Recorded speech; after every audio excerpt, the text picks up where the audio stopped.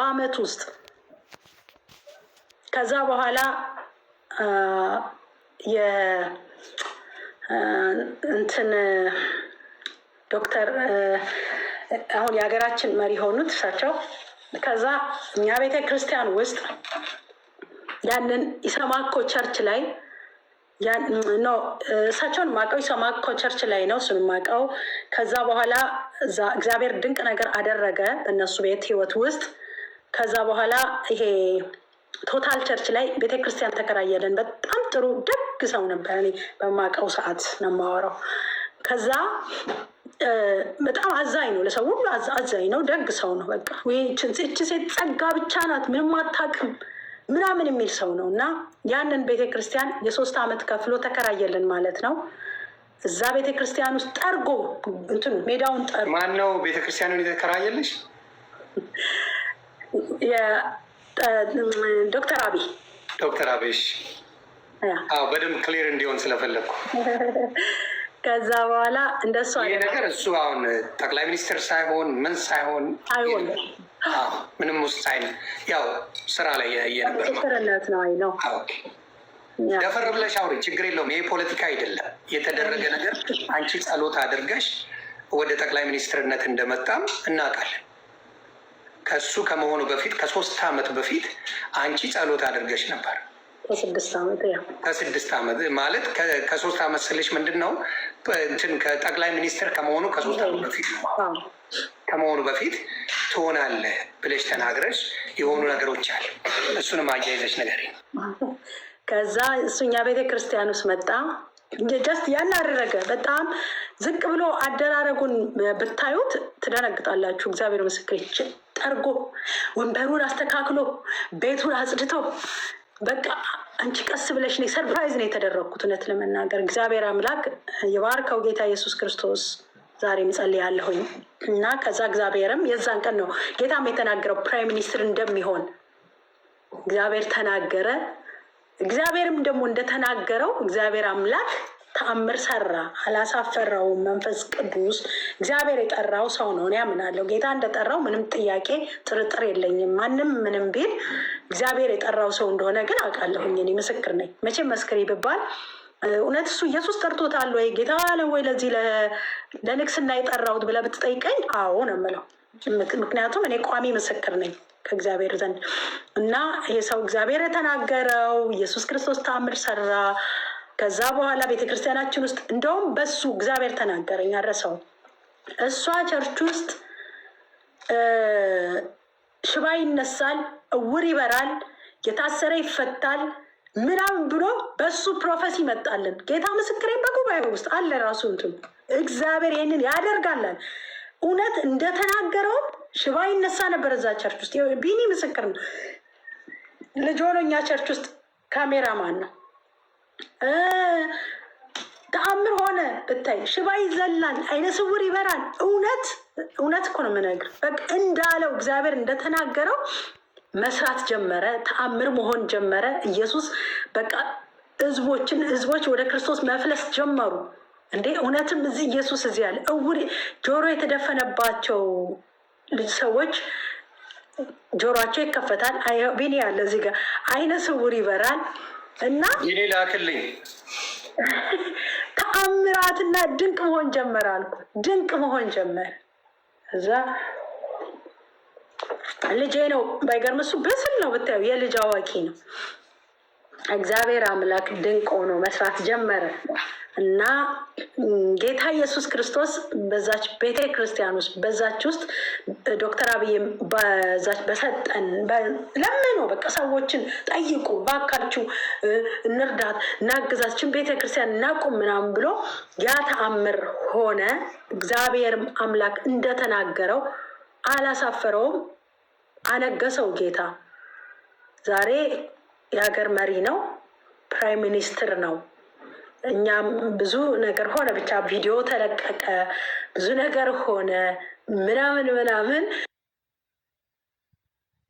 እግዚአብሔርም በዚህ ብዙ ሰዎች አመኑ። ደግሞ በሱም ብዙ ሰዎች ነው ያመኑት። በነገራችን ላይ እንደውም ሰውዬ ከኤርፖርት ላይ ምን አሉኝ፣ አንቺ ነሽ ፕራይም ሚኒስትር ይሆናል ብለሽ ፕሮፌሲ ያመጣሽው አሉኛ።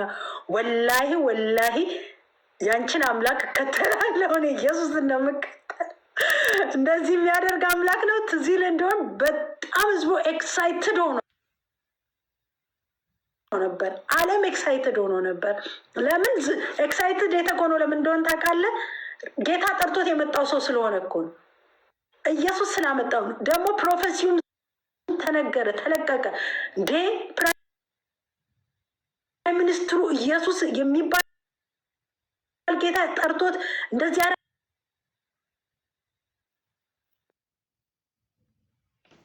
ያደረገው ሰው ነው ተብሎ ህዝቡ ሁሉ በቃ እንትን ማለት ጀመረ። ገብተዋል። አሁን እኮ ፕሬዚደንት ዶናልድ ትራምፕ እኮ በጌታ ያለ ሰው ናቸው አይደል? ኢየሱስን የሚከተል ነው፣ ጴንጤ ነው። ምንም ማለት አይደለም። አያው ኢየሱስ ስሙ ይባረክ። እና ግን ደስ የሚለኝ እነሱ በጣም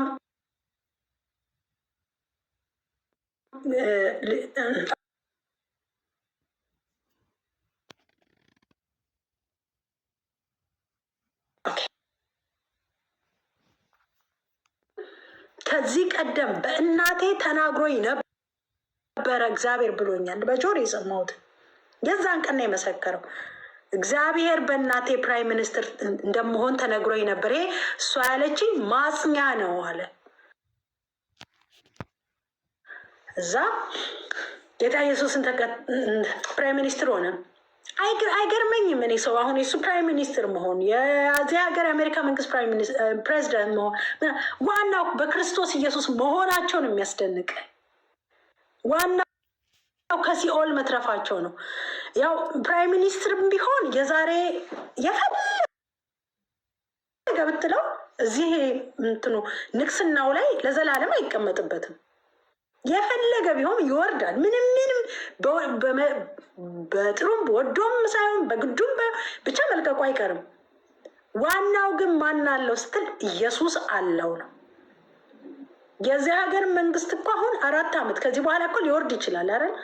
ማን ነው ይሄ ሰው ግን አለው ስትል ሰው በክርስቶስ ከዳነ ነው። እኔ ዋናው የሀገር መሪ ይሁን ፕሬዚደንት ይሁን ሌባ ይሁን ወንበዴ ይሁን ምንም ይሁን ሰው ክርስቶስን ኢየሱስ ሲቀበልና ሲድን ላይፉና ህይወቱ ይለወጣል። እሱ ነው ዋናው እንጂ ፕራይም ሚኒስትር መሆን አያድንም። ትክክል። አይንም የምለው የቅርብ ሰው ዶክተር አብይን የሚያውቀው በፊት እንደዚህ ጠቅላይ ሚኒስትር ከመሆኑ በፊት በጣም በጣም በጣም አብረው ኢንሳ ላይ ይሰሩ ነበረ። የቅርብ ሰው እኔ የቅርብ የኔ በቃ የቅርብ እና በጣም እንስፍስፍ የነበረ ሰው ነው። በጣም ሰው የሚወድ እንዲያው እንትን እያጸዱ አሮጊቶች ምናምን ክሊን ያደርጋሉ ቢሮ። በዛ ዞሮ ነው የሚመጣው። የሰውን ባለ ማለት ሰው ሲያጸዳ ሲወለውል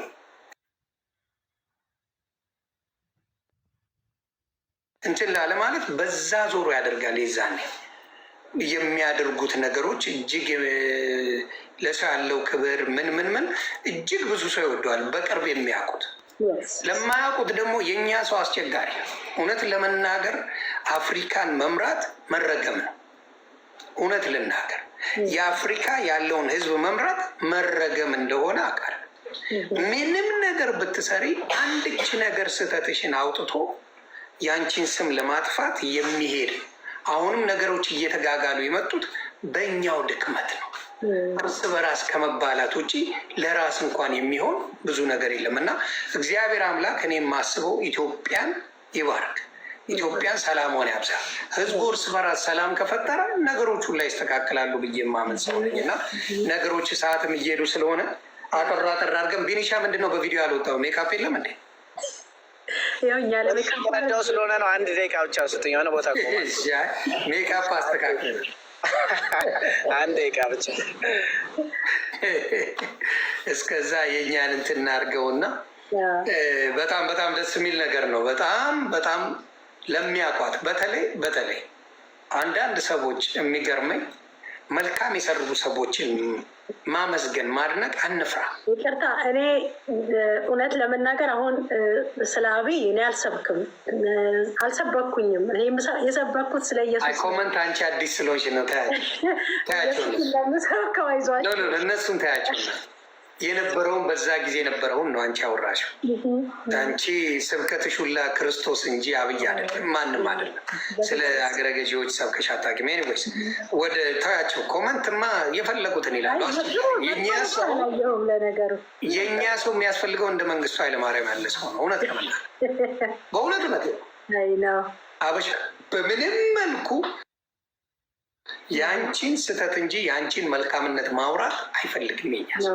አሁን ለምሳሌ የሰውን አመስግነሽ ቪዲዮ ስሪ እና ሰውን ተሳድበሽ ቪዲዮ ስሪ። ሰውን ተሳድበሽ የሰራሽው ላይ ልክ ትክክል ነሽ ምናምን እያለ በጣም ቫይራል ይወጣል። ሰውን አመስግነሽ ስሪ። ሁለት ላይ አበሻ ምስጋናን አናቅ፣ መከባበርን አናቅ። ማስመሰል ጎበዝ ነን። ውስጣችን ጌታ ስለሌለ ውስጣችን የለውም። መንፈስ ቅዱስ ስላልሞላው ሁለ ነገራችን ምንድን ነው? የሰውን ነገር ክፋት ማውራት ነው። እና እኔ ደጋግሜ ስለ አንቺ መልካም የተናገርኩት በህይወቴ ስላየሁሽ፣ በህይወቴ ላይ ኤቭሪዴይ የሆነ ነገስታ የሆንዬ እንዴት ነህ? ሰላም ነው? ለልጆቼ፣ ለባለቤት፣ ለቤተሰብ፣ ለሁሉም በርታ፣ እግዚአብሔር ይፈልጋል፣ ጌታ ያገኘሃል፣ በአንተ እግዚአብሔር ይደሰታል፣ ሩቅ አይደለም፣ እመነኝ እያልሽ ብዙ ጊዜ የምትይ እህቴ ነች። ለዛም ነው በጣም ማከብረሽ የምወድሽ። ነገ ይሰድባታል ሲሉኝ ስንት ዓመት አለፈው? 10 ዓመት አለፈው። ነገ ይሰድባት እኔ የምናገረው መርጫ እውነት ነው። ሶሻል ሚዲያ ላይ የሚመላለሱ ሰዎች አይደሉም። እነሱ ለሰው መልስ የሚሰጡ ሰዎች አይደሉም። ጨዋዎችን የምነካበት ምንም ሚዛናዊ ነገር አልነበረም። ጨዋዎች ተነክተው አያውቁም። በእኔ ፔጅ ላይ ጨዋ ተነክቶ አያውቅም። ጨዋ አይነካም። ስለዚህ አሁንም ወንጌል ለምሳሌ በወንድና በሴት ወንጌል ልናገር አንድ ነገር እና ወደ ቢኒሻ ሄዳለሁ። አብዛኛው በዓለም ላይ ነው ማውራሽ። በሴት ወንጌላውያን አንድ ወንድ ልጅ ተደፈረ የሚባል አታመጭም። ወርልድ ነው ማውራሽ። በሼክ የተደፈሩ አሉ፣ በፓስተሮች፣ በዲያቆኖች፣ በቄሶች የተደፈሩ ህጻናት ብዙ አሉ፣ ሴቶችም ጭምር። በአንድ ሴት ወንጌላዊ ልጆች ተደፈሩ፣ ህጻናት ተደፈሩ ተብሎ ግን አንድ ኒውስ አይቼም ሰምቼም አላውቅም። ስለዚህ አብዛኛው ጊዜ እግዚአብሔር ከመረጣቸው ሴቶችን በትልቁ በረከቱን ሰጥቶ ነው የሚመርጣቸው። በትልቁ። ስለዚህ ይህን ነገር ምንድን ነው ብዙ ጊዜ ወንዶች በስጋ ሲሸነፉ ብዙ ጊዜ አለ።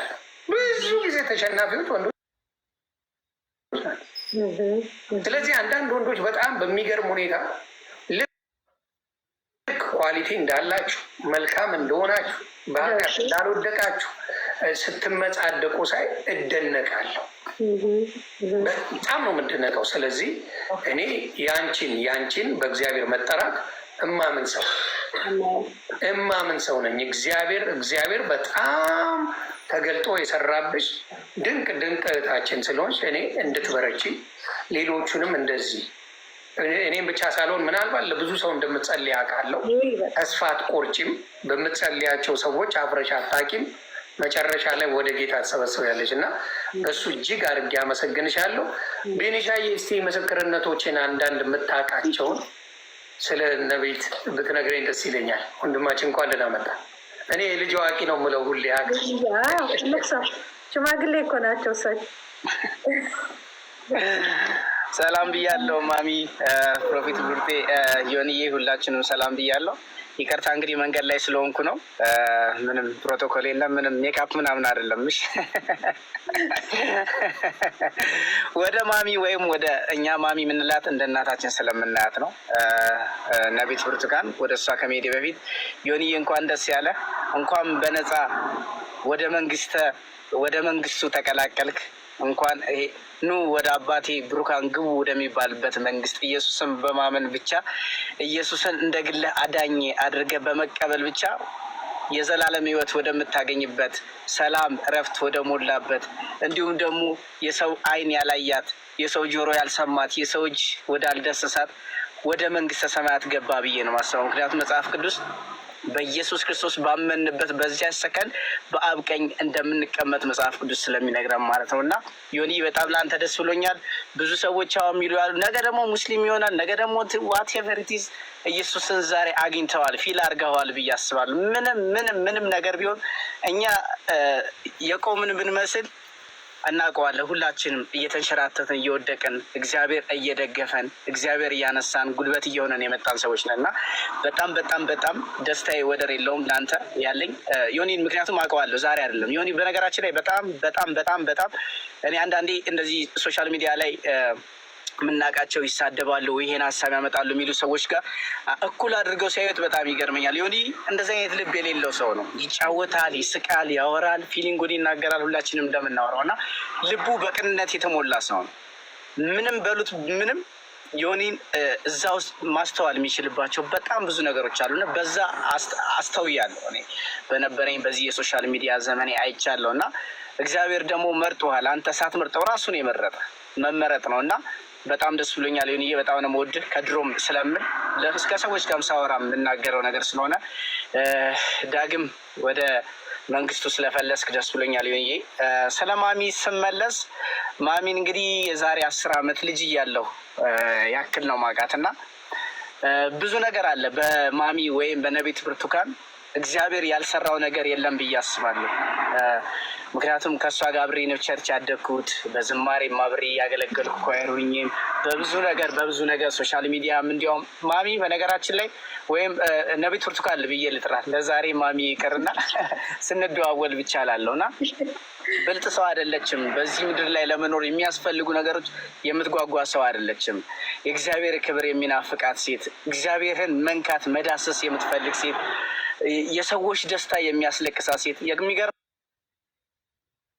ነገር በእጇ ላይ ብዙ ተአምራት ሲደረግ አይቻለሁ። እግዚአብሔር ከአንደበቷ ጋር ሆኖ የማይጠገነውን ነገር ሲጠግን አይቻለሁ እና ብዙ የታመሙ ሰዎች ሲመጡ አስታውሳለሁ። የእግዚአብሔር ሴት ነች። እግዚአብሔር ስልጣኑ ሰጥቷታል። መፈወስ ትችላለች። እጇን ጭና መጸለይ ትችላለች። ግን ይሄ እናትነት የሚባለው ነገር ያልወጣላት ሴት ነች እና አብራ አልቅሳ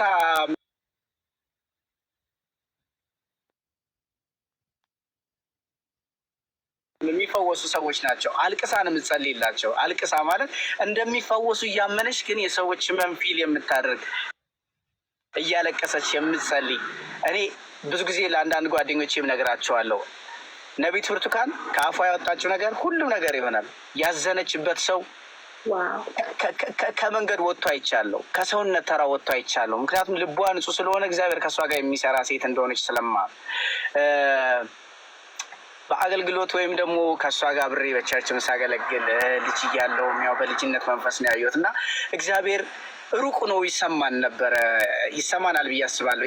ይሄ ፊሊንግ ብዙ ሰዎች ጋር ያለ ይመስለኛል። እኔ ጋር ብቻ አይመስለኝም ይሄ ስሜት ያለው እና ግን ከነቢት ብርቱካን ጋር እግዚአብሔር ሲሰራ አይቻለሁ። ቅርብ መሆኑን አይቻለሁ። በነገራችን ላይ ቅርብ መሆኑን አይቻለሁ። ለሰዎች ብቻ አይደለም መልእክት የምታመጣው፣ ትንቢት የምትናገረው ሀገራዊ ነገሮችን ነክታ ያልሆነ እስካሁን ድረስ አይቻላል። ኢቨን ከማረሳቸው ነገሮች በጣም ፈጣን ከሷ ከምትናገራቸው ነገሮች ከመፍጠኑ የተነሳ እዚህ አካባቢ የምታስታውስሽ ከሆነ ማሚ በጣም ብዙ ድንቅ ነገሮች አሉ። ዛሬ ቁጭ ብዬ ላወራችሁ ግን የሚያልቅ ነገር አለም። ግን ቢያንስ በልጅነት አምሮ ከያዝኳቸው ነገሮች እግዚአብሔር ከእሷ ጋር ሲሰራ ካየሁበት ነገር ቸርች ላይ አንገታቸው ማይሰራ እንደዚህ መንቀሳቀስ ማይችሉ ሰዎች ጀስ የኢየሱስ የስሙ ኃይል የሚል ጨርቅ ነበረ እሷ የምትጸልይበት እና እሱም ብቻ አስለቅሳቸው እዚህ ይሄ ታሽጎ የመጣላቸው ነገር ፈተው የሄዱ ሰዎች ክራንቻቸውን ጥለው ዊልቸራቸውን ጥለው የሄዱ ሰዎች አስታውሳለሁ። ኢቨን የኔ ጓደኛ ወንድም እንኳን በማይግሪን በሽታ በጣም የሚሰቃይ ሰው ነው። ማይግሪን በሽታ ስላችሁ ቀላል ማይግሪን አይደለም። ጭንቅላቱን በጨርቅ የሚያስር በቃ ከጭንቀቱና ከህመሙ የተነሳ ሶፋ ውስጥ የሚገባ ፍራሽ ውስጥ የሚገባ ያልወሰዱት የሕክምና ቦታ የለም። ከቅርበት ነው የምነግራችሁ። ቸርች ላይ የተመሰከሩት ሺህ ከሚሊዮን ናቸው። ግን ይሄ ሰው እስካሁን ድረስ ተፈውሷል። እንደዚህ አይነት ሰው እንኳን ሐኪም ያልፈወሰው አዋቂዎች ያልፈወሱት የስፔሻሊስቶች የሚባሉ ያላዩትን ነገር እግዚአብሔር በእሷ በአንድ ቃል በኢየሱስ የስሙ ኃይል ብላ ስትጠራ እግዚአብሔር ከእሷ ጋር እጁን ሲዘረጋ ይቻለሁ እና አንዳንዴ አሁን በምናያቸው በተለይ ደግሞ ሶሻል ሚዲያ ላይ ቲክቶክን በሉት ዩቲዩብ ምንም ላይ በምናያቸው የሚያስቁ አገልጋይ የሚባሉ በሏቸው ነቢያት፣ ፓስተር የሚባሉ ሰዎች ማፌዣ ስንሆን እናያለን። በተለይ በእኛ እምነት እና ግን የእውነት እግዚአብሔር እንዳለ እግዚአብሔር በዚህ ዘመንም ነብይን እንዳስነሳ እግዚአብሔር በዚህ ዘመን በሰዎች አልፎ እንደሚሰራ ያየሁት በነቢይ ብርቱካን ነው። እስቲል ካፏ ያወጣችው ቃል ይሆንባቸዋል። እኔ እንዲያውም አንዳንዴም አሁንም አሜሪካ ላይም ቸርች እያገለገለች እንደሆነ አውቃለሁ።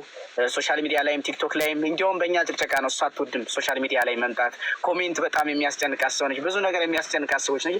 ድፈሪ የአንቺን አገልግሎት የተጠቀሙ ሰዎች አሉ። በአንድ ላይቭ ስገባ እንኳን ታች ላይ ኮሜንት ላይ ልጅ አልወለዱ በቀደም እኮ መቼ 3 ወር ከ4 ወር በፊት እኮ ጸልየሽልን አረገዝን 10 ዓመት ቆይተን ምናምን የሚሉ ሰዎች ኮሜንቱን የሚሞላ ሰው ነች እና እግዚአብሔር የሚሰራባት ሴት ነች። እንድትጠቀሙባት እንፈልጋለሁ። አንድ ሁለት ነገር ግን ብቻ ልናገር ስለ ነቢይ ብርቱካን ወይም ስለ ማሚ። አስታውሳለሁ ያለፉት ጠቅላይ ሚኒስትር መለስ ዜናዊ ሲሞቱ ብቸኛዋ ኢትዮጵያዊት ትንቢት የተናገረችው እሷ ነበረች። ጠቅላይ ሚኒስትሩ እንደታመሙ ትናገር ነበር።